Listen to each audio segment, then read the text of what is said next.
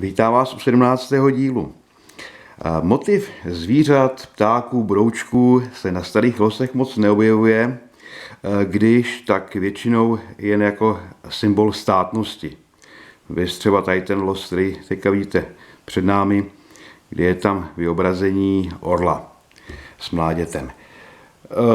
Tam se jednalo o jednotu severočeskou, která je tady zobrazená na mapě, což byli hlavně Sudeťáci. Další z takových starších losů je los, kde opět je prezentovaná státnost, a to formou lva.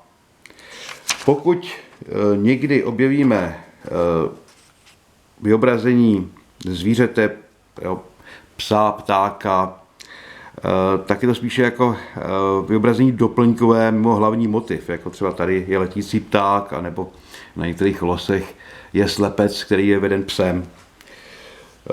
Motivy se zvířaty se objevují až v posledním čtvrtstoletí na mladších losech, na stíracích, tady třeba na ukázku, to sklouzlo. Maďarský los s vyobrazením berušky, nebo náš los, který už se neprodává, ale ještě nedávno byl v trafikách, s tučňákem, los od Českomoravské loterijní společnosti, anebo pěkný s opicí, to je los z Belgie. No a když jsme u těch zvířátek, tak já jsem pro dnešek vybral téma zvířátek od Typ Sportu, kdy kompletní série je 5 různých motivů. Takže pustíme si do stírání. Tady si dám stranou. Začneme sovou. Výherní symbol. Tak, sovičko, co nám ukážeš? Labuť.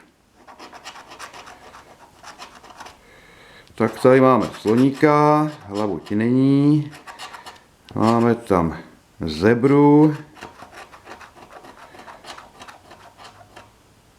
želvu.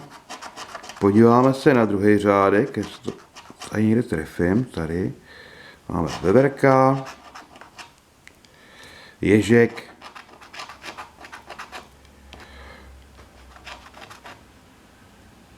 tady je nějaký prasátko. Takže první los nevyhrál nic.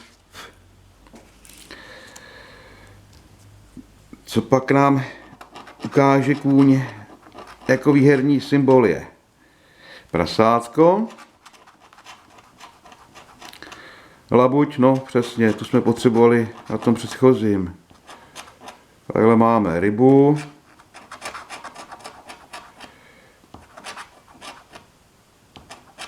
želva, druhý řádek,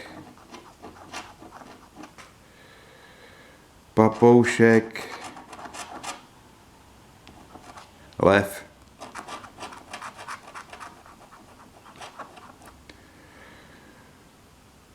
A tady si to vypadá na zajíce. Tak druhý los nic, to budeme rádi. Jestli aspoň jeden los, to bude mít výhru 20 korun, což je částka, kterou ty losy stály. Setřeme výhorní. Veverka. Tak veverko, ukaž se někde. Ježek.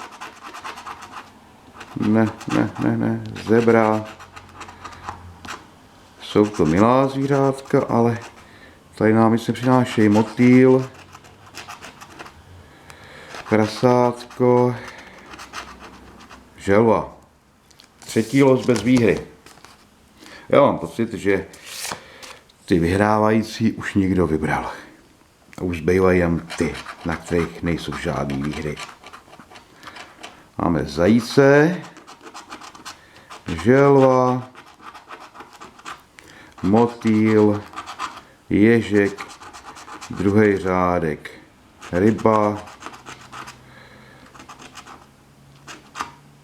a jo, to je zebra,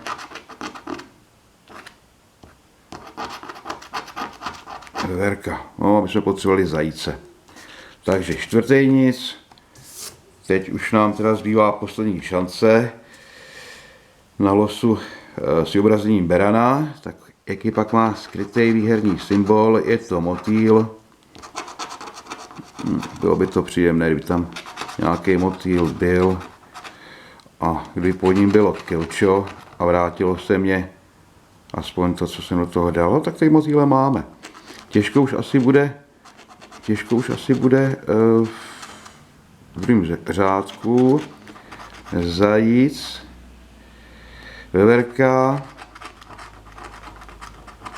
papoušek. Tak motýlku, kolik pak nám ukážeš? 20 korun. Tak se nám akorát tady z toho losu vrátilo 20 korun. Děkuji za sledování a těším se na setkání s váma u nějakých z dalších příštích dílů. Ahoj.